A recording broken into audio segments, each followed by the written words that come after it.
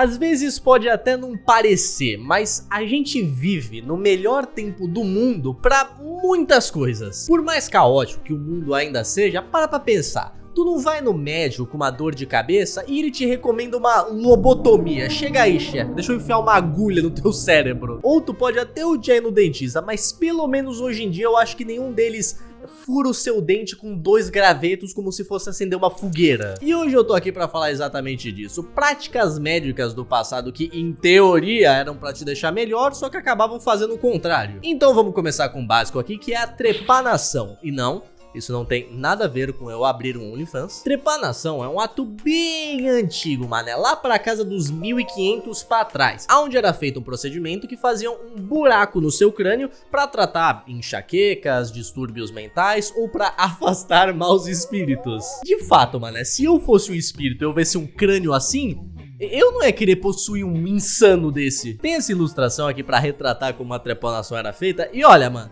eu não sou médico nem nada, mas este rosto aqui não é o rosto de alguém que está possuído por maus espíritos e precisa perder o tampo do cérebro. Mas o equipamento aí funcionava basicamente como um abridor de rolha gigante, que ia fazendo um buraco ali no seu crânio com uma mini broca. E alguns até dizem que as pessoas que sobreviviam a esse tratamento guardavam um pedaço do osso deles como um amuleto. Hoje em dia, furos em um crânio ainda são feitos em cirurgias, só que atualmente a gente tem anestesia, tem equipamentos esterilizados, tudo que as pessoas não tinham no passado. Inclusive, mano, como é que esses caras tancavam fazer esses bagulho sem anestesia?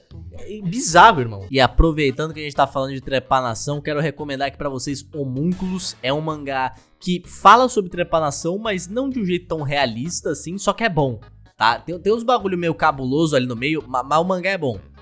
Tá aqui no tema, eu queria recomendar, é um dos meus mangás favoritos, vai lá ler. Mas agora falando da meio que evolução da trepanação, a lobotomia, que essa daí é um ato mais filho da puta de propósito do que por ignorância humana em si. Sendo originado em 1935 pelo neurologista Egas Mortis, consiste em enfiar uma mega agulha por cima do olho para furar uma parte específica do seu cérebro. E a lobotomia era inicialmente usada para tratar depressão severa e alguns outros distúrbios mentais. O problema do bagulho é que quando alguém passava por uma lobotomia, ela ficava meio que em estado vegetativo. Ela não falava, ela não interagia, não fazia nada, e isso é pro resto da vida, viu? Só que foi nos Estados Unidos onde ela realmente pegou força, através do cirurgião Walter Freeman. O Walter pode ser chamado por algumas pessoas insanas de um visionário, porque o filho da puta não ficava no consultório dele esperando alguém chegar. Não, ele saía por aí no seu lobotomobile.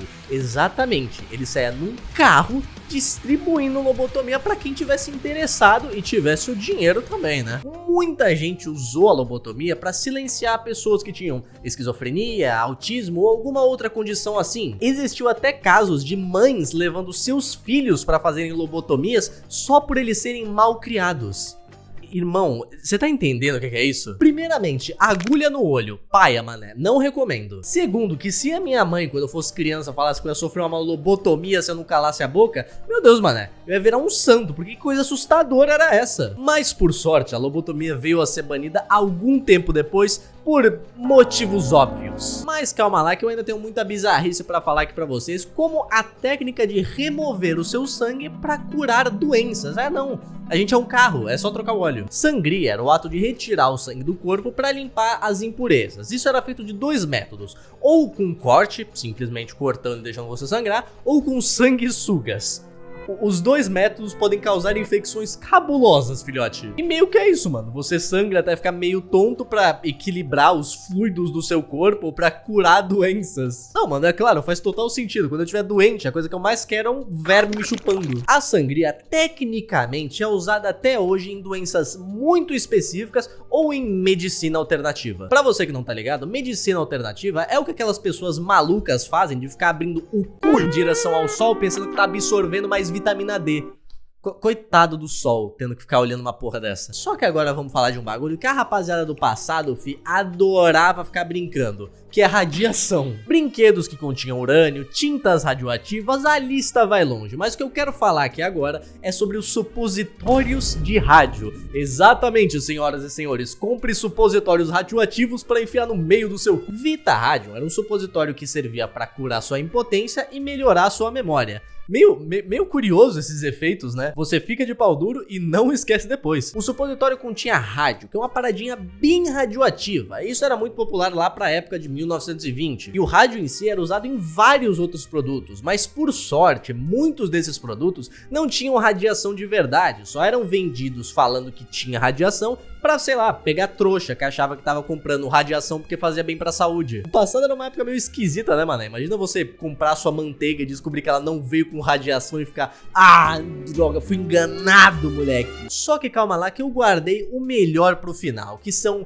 dentistas. Muita gente odeia, eu não julgo, apesar que eu nunca tive medo, mas eu odeio quando eu vou no dentista, ele me deita naquela cadeira e ele não para de reclinar ela pra trás e eu fico tipo, já deu já aí, doutor, já reclinou bastante já, mano. Chega, cara! Alicates, uma das coisas que é sempre bom ouvir quando você tá falando de dentistas. Lá pra época de 1600, esses alicates eram bem populares pra quebrar o seu dente. Não era nem pra arrancar, era assim, tipo, quebrar, explodir ele. É óbvio que esse método super friendly family era muito perigoso, porque podia causar danos à gengiva e a outros dentes ao redor, sem contar que iria te proporcionar uma dor inesquecível. Dental key, ou chave dental, sei lá, era um apetrecho de tortura que você usava pra encaixar ele no dente, amolecer ele e poder arrancar pra fora. Mas digamos que o seu dente tivesse um pouquinho muito preso ali e o dentista precisasse fazer um pouco mais de força, pum, quebrou a sua mandíbula, exatamente. Ah, e vale lembrar que tudo isso daqui era feito sem anestesia, beleza? Não me surpreende que as pessoas tenham medo de dentista, olha a origem dos caras. Mas é aquela coisa, né, rapaziada, por mais que no passado fosse tenebroso, pelo menos hoje em dia, nesse quesito, as coisas estão um pouquinho melhor. Mas bom, rapaziada, isso conclui mais um vídeo bizonho que eu tinha pra trazer aqui pra vocês. E ó, pra quem tá perguntando, não se preocupe, próximo vídeo é do ARG do Batman. É óbvio que eu tô acompanhando isso, mano, não tem como não acompanhar. Então se inscreva no canal pra receber mais vídeos épicos como esse. E deixa aí nos comentários o que você achou desse vídeo. Porque agora eu vou ficando por aqui, mas não sem antes deixar a mensagem final do vídeo, que é: eu infelizmente tenho uma certeza muito grande no meu coração que se a lobotomia fosse liberada quando eu era criança, minha mãe ia fazer em mim.